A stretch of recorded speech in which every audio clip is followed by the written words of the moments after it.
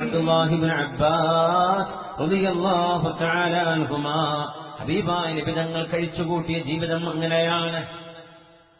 നമ്മളോ വയറ് നിറച്ചതില്ല. സഫ്വാൻ ഇബ്നു സുലൈം എന്നവർ പറയുന്നു, ലയഅതിയന്ന അലന്നാസി സമാനുൻ ഹിമ്മതു അഹദിഹിം ബത്നുഹു വദീനുഹു ഹവാ. 21-ാം നൂറ്റാണ്ടിലേക്ക് നോക്കി പറഞ്ഞതുപോലെ തോന്നുന്നു സഫ്വാൻ ഇബ്നു സുലൈം തങ്ങളുടെ വാക്ക്. ഈമാനിന്റെ പ്രഭയുണ്ടായിരുന്ന മഹാനാണത്. സുലൈമാൻ ഇബ്നു അബ്ദുൽ മലിക് എന്ന ഖലീഫ ഹബീബായ നബി തങ്ങളുടെ മസ്ജിദ് ഇരുന്നു. ഹജ്ജിന് പോകുന്ന വഴിക്ക് മദീനയിൽ വന്ന് ഹബീബിന്റെ പള്ളിയിൽ കയറുന്നു. അന്ന് മദീനയുടെ ഗവർണർ ഉമർ ഇബ്നു അബ്ദുൽ അസീസ് റളിയല്ലാഹു അൻഹു ആണ് മദീനയുടെ ഗവർണർ. ഖലീഫ അങ്ങോട്ട് കടന്നു വരുന്നു. ഖലീഫ കടന്നു വന്നു. മസ്ജിദുൻ നബവിയിൽ ഇങ്ങനെ നോക്കുമ്പോ വല്ലാത്ത മുഖപ്രകാശം കാണുന്നു. മഹാനായ ഉമർ ഇബ്നു അബ്ദുൽ അസീസ് എന്ന അവിടുത്തെ ഗവർണറോട് ഖലീഫ ചോദിച്ചു, ഉമർ ഇബ്നു അബ്ദുൽ അസീസേ, ആരാണ് ഈ മനോഹരമായ മുഖാൾ? ആരാണിത്? അത്ര ഭംഗിയുള്ളൊരു മനുഷ്യൻ ആരാ? എന്തൊരു വെളിച്ചം മുഖത്ത്! ആരാണിത് എന്ന് ചോദിച്ചപ്പോ അറിയില്ലേ, ഇബ്നു സുലൈമാൻ. അവിടെ നിന്നിട്ട് പരിചാരകനോട് പറഞ്ഞു, 500 സ്വർണ്ണ നാണയത്തിലേക്ക് എടുത്തുകൊണ്ടുവാ. 500 സ്വർണ്ണ നാണയം. 500 സ്വർണ്ണം, 1-2 അല്ല. എത്ര പവനായി? 500 സ്വർണ്ണ നാണയം. ഇത് പറഞ്ഞു, ഇത് സഫ്വാൻ ഇബ്നു സുലൈമിന് കൊണ്ടുപോയി കൊടുക്ക്. പരിചാരകൻ വരുന്നു. ഹബീബിന്റെ പള്ളിയിൽ സഫ്വാൻ ഇബ്നു സുലൈം എന്നവരെ നിസ്കരിക്കുകയാണ്, സുന്നത്ത് നിസ്കരിക്കുകയാണ്. സുന്നത്ത് നിസ്കരിക്കുന്ന സമയത്ത് പരിചാരകൻ വന്ന് കുറെ കാത്തുനിന്നു. സലാം വീട്ടിയപ്പോ മഹാനായ സഫ്വാൻ തങ്ങളോട് പറഞ്ഞു, ഖലീഫത്തുൽ മുസ്ലിമീൻ അബ്ദുൽ മലിക് ഇബ്നു അബ്ദുൽ മലിക് സുലൈമാൻ ഇബ്നു അബ്ദുൽ മലിക് നിങ്ങൾക്ക് തന്ന സമ്മാനമാണിത്. നിങ്ങളുടെ ജീവിതത്തിൽ വിഷമങ്ങൾ ഉണ്ടാവുമല്ലോ, എടുത്തോളൂ 500 സ്വർണ്ണം. പറഞ്ഞു, എന്റെ പേര് പറഞ്ഞു. അതെ, നിങ്ങൾക്ക് തരാം. എനിക്കാവില്ല, നിങ്ങൾക്ക് തന്നതാണ്. എന്റെ പേര് പറഞ്ഞ ഒന്നുകൂടെ പോയി നോക്കി, ഞാൻ വാങ്ങിക്കുന്നില്ല. നിങ്ങൾ കയ്യിൽ വെച്ചിട്ട് കൊണ്ടുപോ. നിങ്ങൾ കയ്യിൽ പിടിക്കും, ഞാൻ ചോദിച്ചിപ്പോ വരാം. ഞാൻ കയ്യിൽ വെക്കൂല, ഞാൻ വാങ്ങിച്ച എന്റെ പേര് ഞാനല്ലെങ്കിലും അവിടെ ഉദ്ദേശിച്ചത്, പിന്നെ എന്റെ കയ്യിൽ തിരിച്ചു വാങ്ങുന്നത് പ്രയാസാവില്ലേ, അതുകൊണ്ട് ഞാൻ വാങ്ങിക്കൂല എന്ന് പറഞ്ഞു. നിങ്ങൾ പോയിക്കോ, എന്റെ ഖലീഫയോട് ചോദിക്ക്, അത് സഫ്വാൻ ഇബ്നു സുലൈം എന്ന് പറഞ്ഞ് എന്റെ പേര് തന്നെയാണോ മൂപ്പര് പറഞ്ഞത് എന്ന് ചോദിക്കുക. സുബ്ഹാനല്ലാഹ്, പൈസക്ക് എങ്ങനെ കിട്ടുന്നതും വാങ്ങി വെക്കുന്ന കാലം, അത് ഹലാലോ ഹറാമോ ആരുടേതെന്ന് പോലും നോക്കാതെ കിശിക്കിടുന്ന ഈ കാലത്താണ് സഫ്വാൻ ഇബ്നു സുലൈം തങ്ങളുടെ അനുഭവം നമ്മൾ പറയുന്നത്. ഖലീഫയുടെ അടുത്ത് പോയി ഇദ്ദേഹം പോയ പോക്കിൽ അവിടെ നിന്ന് ഒരൊറ്റ ഇറങ്ങി ഓട്ടം. അത് ചോദിക്കാൻ വേണ്ടി പോയതാ, സഫ്വാൻ ഇബ്നു സുലൈം തന്നെ അല്ലേ അദ്ദേഹം എന്റെ പേര് പറഞ്ഞു എന്നൊക്കെ ഉറപ്പുവരുത്താൻ അയാൾ പോയി കണ്ടപ്പോ പള്ളിയിൽ നിന്ന് ഇറങ്ങി ഓട്ടം. ആ വീട്ടിലിരുന്നു. സുലൈമാൻ ഇബ്നു അബ്ദുൽ മലിക് മദീന വിട്ട് പോയി എന്ന് കേട്ടപ്പോഴാണ് പിന്നെ പുറത്തിറങ്ങിയത്. ആ പൈസ വാങ്ങിച്ചിട്ടില്ല. അങ്ങനത്തെ മഹാനായിരുന്നു സഫ്വാൻ ഇബ്നു സുലൈം റഹ്മത്തുള്ളാഹി. താബിഈങ്ങളിലെ പ്രമുഖനാണ്. ഇനി വരുന്ന കാലം ഇങ്ങനെയൊന്നുമല്ല.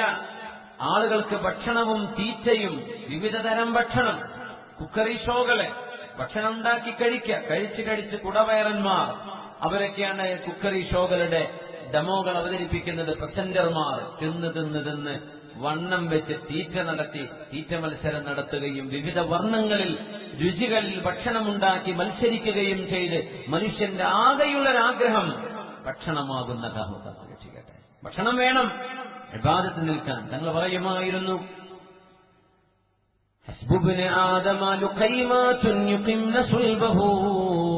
മനുഷ്യന്റെ നട്ടെല്ല് നിവർത്തിയെടുക്കാൻ മാത്രം ഏതാനും ഉരുള ഭക്ഷണമേ ഒരു മനുഷ്യന് ആവശ്യമുള്ളൂ. അല്ല, 3 ഉരുള ഭക്ഷണം കൊണ്ട് ആവില്ല എന്നൊരാൾക്ക് തോന്നുകയാണെങ്കിൽ വയറിന്റെ 1/3 ഭക്ഷണത്തിന്, വയറിന്റെ 1/3 വെള്ളത്തിന്, വയറിന്റെ 1/3 ഒന്നും കഴിക്കാതെ ഒഴിവാക്കി വിടണം.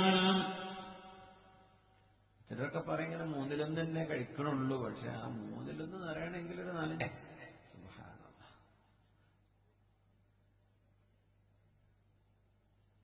ഹബീബുനാ റസൂലുള്ളാഹ് സ്വല്ലല്ലാഹു അലൈഹി മാതൃക നമ്മൾ എല്ലായ്പ്പോഴും പറയും. പരിശുദ്ധ റബീഉൽ അവ്വൽ ഒരുപാട് ഹബീബിന്റെ ചര്യകൾ സംബന്ധിച്ച് പറയാറുണ്ട്. ഹബീബിന്റെ ചര്യയാണ് ഭക്ഷണത്തിലെ ഹബീബിന്റെ രീതി. ഭക്ഷണം കഴിക്കാൻ കിട്ടാത്തത് കൊണ്ടല്ല, ഹബീബായ നബി തങ്ങൾ വേണ്ടെന്ന് വെച്ചതുകൊണ്ടാണ്. വറാവദതുഹുൽ ജിബാലു ശുമ്മു മിൻ നഹബി അൻ നഫ്സിഹി ഫഅറാഹാ അയ്യമാ ശമമി എന്ന് ഇമാമുനാ ബുശ്രി തങ്ങൾ പാടുന്ന ആ കവിതകളിൽ وشد من سغب أحشاءه وطوى تحت الحجاب كشحا مطرف الأدم. ഹബീബായ തങ്ങളുടെ പരിശുദ്ധമായ മിനുമിനുത്ത് മേനിയിൽ കെട്ടിയിട്ടുണ്ടായിരുന്നു. ഭക്ഷണം കഴിക്കാതെ വയറൊട്ടിയിട്ട് വയറുകൊണ്ട് നടക്കാൻ കഴിയാതെ വരുമ്പോ നമ്മൾ അറിയണം, രണ്ട് കാലുകളെല്ലാം നമ്മുടെ ഉടലും കൊണ്ടു നടക്കുന്നത്, നമ്മുടെ വയറാണ് നമ്മുടെ രണ്ട് കാലുകളെ കൊണ്ടു നടക്കുന്നത്. അങ്ങനെയാണ്, നമ്മുടെ വയറാണ് രണ്ട് കാലും, വയർ കാലി രണ്ട് കാലും തളരും. കാലല്ല വയറിനെ പിടിച്ച് നടത്തുന്നത്, വയറാണ് കാലിനെ നടത്തുന്നത്. നമ്മൾ ചിന്തിച്ചിട്ടുണ്ടോ എന്നറിയില്ല. വയറ് കാലിയായ അവരിക്കാൻ കഴിയില്ല. ആ വയറിന്റെ ഒരു ഭാരമാവാൻ പരിശുദ്ധമായ ഖന്തക്ക് യുദ്ധം നടക്കുമ്പോ ഹബീബായ നബി തങ്ങൾ വയറ്റത്ത് കല്ല് വെച്ച് കെട്ടി കേൾക്കാറുണ്ട്. എപ്പോഴെങ്കിലും വയറ് നിറച്ചു നിന്നു, അതല്ല വിഷയം. ഇതൊരു പരിപാടിയാക്കി കൊണ്ടുനടക്കുക. എപ്പോഴും തീറ്റയ പരിപാടി, ഭക്ഷണത്തെക്കുറിച്ചുള്ള ചർച്ച. എവിടേക്കാ പുതിയ പുതിയ റെസ്റ്റോറന്റ് വരുന്നത്, ഇതന്നെ വേറെ ഒരു ചർച്ചയും ചെയ്യാറില്ല. ഈ പരിപാടി പറ്റൂല, അതൊന്ന് നിർത്തിയേക്കണം. ഇബാദത്തിന് ആരോഗ്യത്തിന് ഭക്ഷണം വേണം. ആ ഭക്ഷണം കഴിക്കുന്നത് പോലും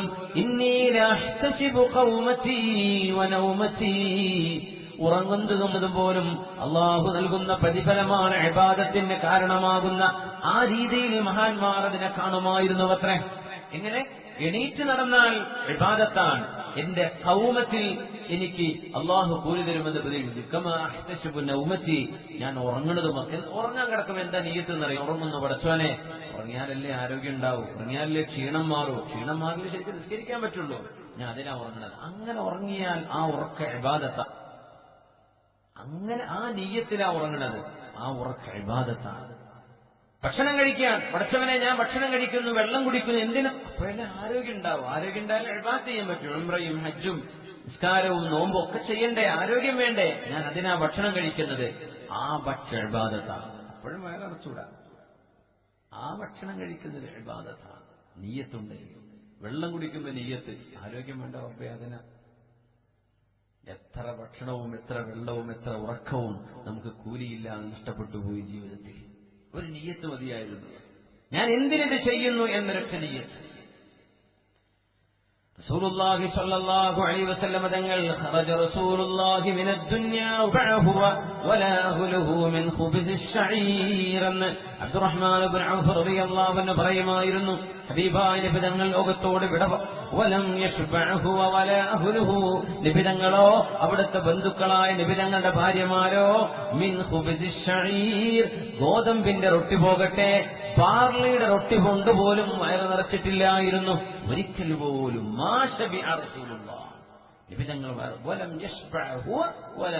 തങ്ങളും വയറ് നിറച്ചിട്ടില്ല, തങ്ങളുടെ വീട്ടുകാരി പെണ്ണുങ്ങളായ മഹദിമാർ, ഹബീബിന്റെ ഭാര്യമാർ, നമ്മുടെ ഉമ്മമാർ, അവരും വയറ് നിറച്ച് നിന്നിട്ടില്ല. നമുക്ക് മാതൃകയാക്കാൻ കഴിയുമോ?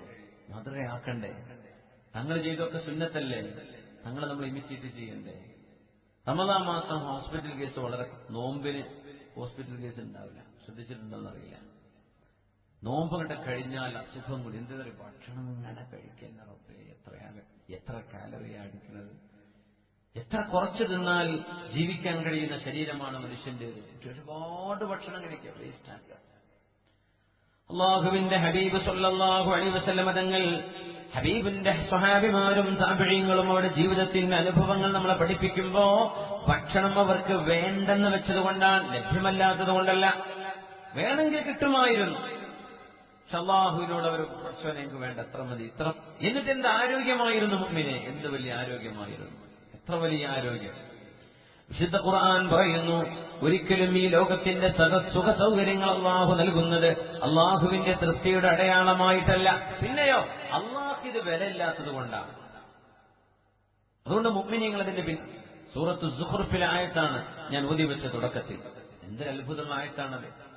ബിസ്മില്ലാഹിർ റഹ്മാനിർ റഹീം വലൗ അൻ യകൂന الناس ഉമ്മത വാഹിദ ലജഅൽനാ ലിമൻ യക്ഫുറു ബിർറഹ്മാനി ലിബുയൂതിഹിം سقفا من فضة ومعارج عليها يظهرون ولبيوتهم أبوابا وسررا عليها يتكئون وزخرفا وإن كل ذلك لما متاع الحياة الدنيا والآخرة عند ربك للمتقين. ജനങ്ങളെല്ലാവരും ഒരുപോലെയായി പോകില്ലായിരുന്നുവെങ്കിൽ, ഒരുപോലെ എന്ന് പറഞ്ഞ ഉമ്മത്തുൽ കുഫർ, എല്ലാം പുറത്തു പോകുക എന്ന അവസ്ഥ വരില്ലായിരുന്നെങ്കിൽ അള്ളാഹ് എന്ത് ചെയ്യുന്നറിയോ?